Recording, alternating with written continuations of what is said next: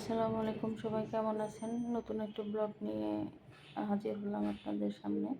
প্রথমে সকালে ঘুম থেকে উঠে টুকটাক কাজ শেষ করে নাস্তা বানালাম। আজকে হচ্ছে ওটস রান্না করব আর হচ্ছে ডিম সিদ্ধ, এটা আমার নাস্তা।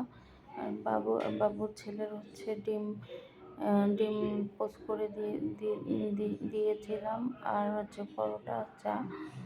যাই হোক, ওটসটা একটু ভেজে নিয়ে তার মধ্যে পানি আর লবণ দিয়ে সিদ্ধ করে রান্না করব আর দুটো ডিম সিদ্ধ। এটা হচ্ছে আমার নাস্তা, যেহেতু আমি ডায়েট করতেছি। এই যে ওটসটা রান্না হয়ে গেছে আর ডিমটা দুটো সিদ্ধ, এই যে দেখেন। তারপরে ডিম দুটো কেটে নিয়ে ওটসের মধ্যে দিয়ে এটা খেয়ে ফেলবো। এরপর হচ্ছে নতুন একটা দুপুরে রান্নার আয়োজন করতেছি। আপনারা সব কোন এলাকায় কি বলেন, কলার গাছের ভিতরে যে অংশটা থাকে, এটা আমরা আইটা বলি আমাদের রাজশাহীর ওইদিকে। ঢাকার এদিকে হচ্ছে কলার কলার গাছে কি বলে আমি আসলে শিওর জানি না। এটা আমার খুব পছন্দ এবং এতে ভরপুর আয়রন থাকে। এটার কাটারও কিছু সিস্টেম আছে। প্রথমে উপরের অংশগুলো ফেলে দিয়ে চাকা চাকা করে কেটে ভিতরে যে আঁশ থাকে সেটা আঙ্গুলের সাহায্যে ছাড়িয়ে নিতে হবে। না হলে এটা হচ্ছে ওই ইয়েগুলো থাকে, আঁশগুলো থাকে।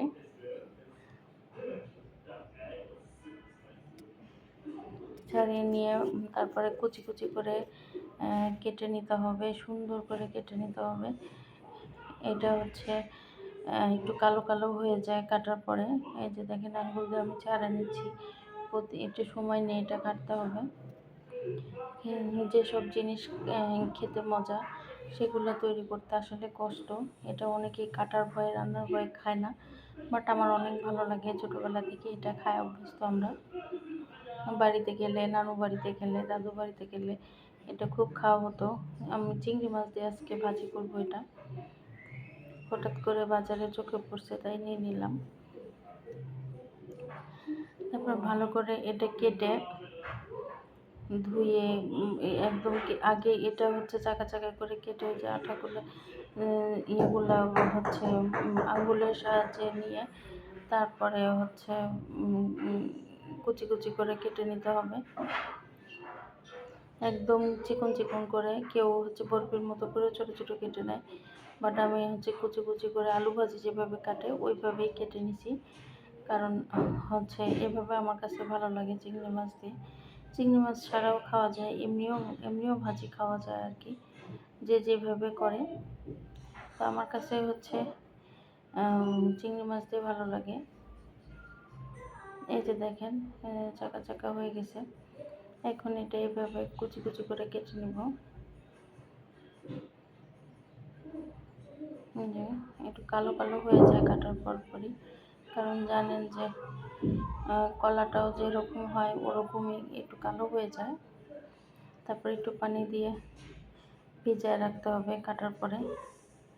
খুব আস্তে আস্তে কাজটা করতে হবে।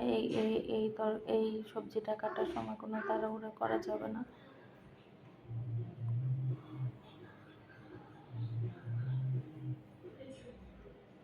প্রচুর আয়রন এটা আসলে। যারা খায় এবং যারা জানে তারাই বুঝতে পারে এই সবজিটার সফলতা কী। তবে পানি সিদ্ধ আপনারা যখন, আমার কাটা প্রায় শেষের দিকে। এই যে দেখেন, পাশে চাকা চাকা করে রেখে দিছি কেটে। এটা একটু কালো কালো হয়ে গেছে, কাটা একটু সময় নিয়ে কাটতে হবে। আমি আরও বেশি করে ভিডিও করতেছি, কারণ অনেকে কাটতে পারে না, তাই দেখানোর জন্যই। তাছাড়া এটা ভিডিও করতাম না। রেসিপি তো সবাই দেখায়, বাট কাটা পদ্ধতিটা যদি আপনারা না জানেন তাহলে রান্না কিভাবে করবেন।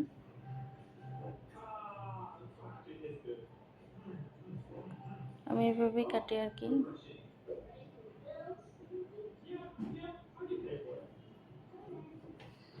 এটা হচ্ছে যে কলাটার তরকারি খায় সেই কলার গাছের এটা ভিতরের অংশ। সব কলার গাছের ভিতরের অংশ স্বাদ লাগে না খাইতে, তিতা লাগে। তো ওই যে কাঁচা কলা যেটাতে খাই সেটা, এই যে দেখেন, আস্তে এভাবে ছেড়ে নিতে হবে। আমার এটা কাটা প্রায় শেষের দিকে হয়ে আসছে। তারপরে কড়াইতে পেঁয়াজ আমি আগেই অন্য একটা কড়াইতে পানি নিয়ে ওটা সিদ্ধ করে নিছি, কারণ সিদ্ধ করতে অনেক টাইম লাগে।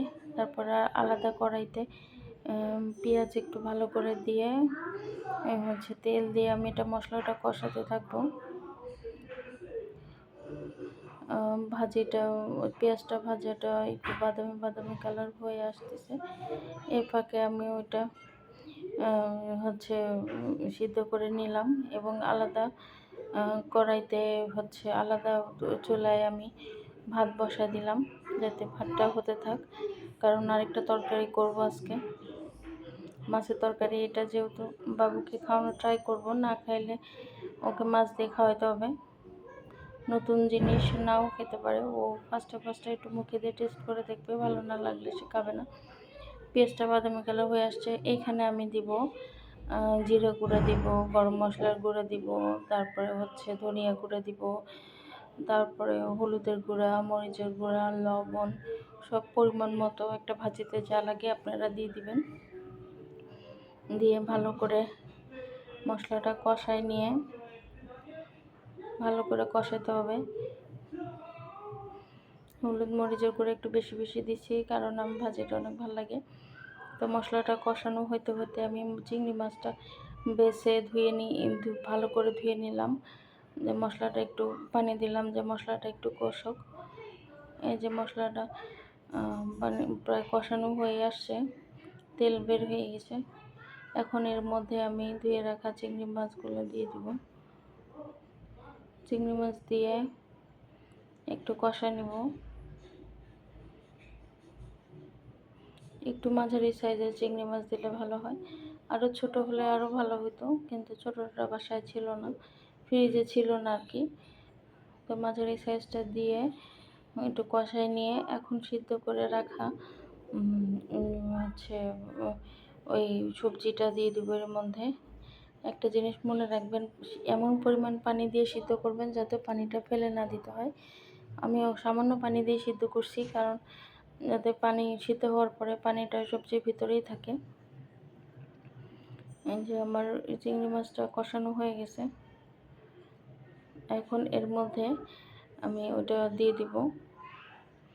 এই যে দেখেন কালো হয়ে গেছে, সিদ্ধ করার পরে একদম কালো হয়ে যায়, যেমন লাল শাক ভাজি করলে যে কালারটা হয় ওই টাইপের কালার। আয়রনটা আমাদের শরীরে কত উপকার জানেন, অনেকে আয়রনের ট্যাবলেট খায়। প্রেগনেন্ট মহিলাদের এটা আসলে খুব উপকার। আমার ছেলে পেটে থাকতে আমি অনেক খাইছি, প্রায় দিনই এটা খাইছি আমি, আমার অনেক পছন্দ এটা। তারপরে একটু সামান্য একটু পানি দিয়ে একটু ঢাকনা দিয়ে ঢেকে দিব, যতক্ষণ না এটা ভাজা ভাজা হয়, যাতে মশলাগুলো হচ্ছে সবজিগুলোর ভিতরে ঢুকে যায়। তারপরে একটু কচকচ করবে পুরো, কারণ এটা এমনই সবজি আপনি যতই সিদ্ধ করেন। তারপরে এর মধ্যে ধনে পাতা দিয়ে দিব বেশি করে, ধনে পাতা দিয়ে ঢাকনা দিয়ে ঢেকে এটা হচ্ছে রান্না করব প্রায় 10 থেকে 15 মিনিট। আসলে মাংস পোলাও রান্নার চেয়ে এই রান্নাটা একটু বেশি খাটনি, কষ্টদায়ক। এই যে দেখেন বলক আসছে, এখন এটা হয়ে আসছে প্রায়, পানিটা শুকিয়ে গেলে এটা হয়ে যাবে। এই যে দেখেন পানিটা কমে আসছে, একটু আধা ভাঙা হয়ে যাবে। এই যে দেখেন একটু কালারটাও সুন্দর আসছে। লবণ কিন্তু হালকা দিতে হবে, কারণ এই সবজিটা লবণ টানে না অত। এই যে দেখেন হয়ে গেছে, মাশাআল্লাহ দেখতে সুন্দর হয়েছে, খেতেও স্বাদ। এরপরে আমি আরেকটা কড়াইতে পেঁয়াজ নিয়ে তেলে দিব, আর পাশে চুলায় হচ্ছে মাছটা ভাজি তুলে দিব। আজকে আমি হচ্ছে রুই মাছের কয়েক টুকরা মাছ ছিল, ওগুলা দিয়ে মটরশুঁটি টমেটো দিয়ে সিমের বিচি আর টমেটো দিয়ে ভুনা করব, কারণ রোজার আগে ফ্রিজটা খালি করতে যাচ্ছি, তাই ফ্রিজে টুকটাক যা আছে সব শেষ করবো কয়দিনে। তো মাছ হলুদ আর লবণ দিয়ে ভালো করে মেখে নিয়ে ম্যারিনেট করে রাখতে দিয়েছিলাম প্রায় 20 মিনিট। তারপরে এটা পাশের চুলায় ভাজি তুলে দিয়েছি। আর এই চুলায় পেঁয়াজটা একটু ভাজা ভাজা করতেছি। ভাজা ভাজা প্রায় হয়ে আসলে এর মধ্যে পরিমাণ মতো লবণ, হলুদ, মরিচের গুঁড়া আর জিরা গুঁড়া দিব। আমি মাছে আদা রসুন খাই না, গন্ধ লাগে তাই। হলুদ মরিচ দেওয়া শেষ হয়ে গেল। এখন এটা একটু পানি দিয়ে মশলাটা কষা নিব। মশলাটা কষানোর পরে টমেটো আর সিমের বিচিগুলো একসাথে দিয়ে দিব, যাতে একটু কষতে একটু সময় লাগে।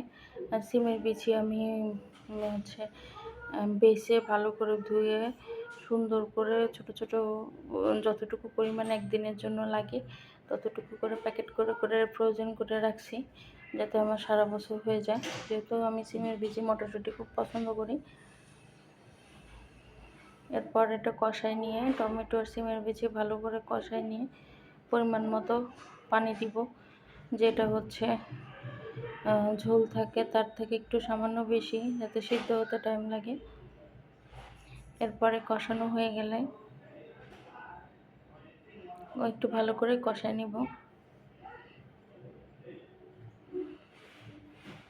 আমি চেষ্টা করি আমার বাসায় আমার হাজব্যান্ড বা আমার ছেলে, আমি প্রতিদিন কিছু না কিছু সবজি শাক রাখার।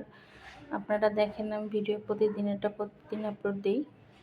আমার কাছেও ভালো লাগে, আমার ছেলেটাও সবজি অনেক পছন্দ করে, বাট সাথে মাছ থাকা লাগবে। যে কোনো আইটেমের মাছ থাকতে হবে তার, নাহলে চিকেন থাকতে হবে।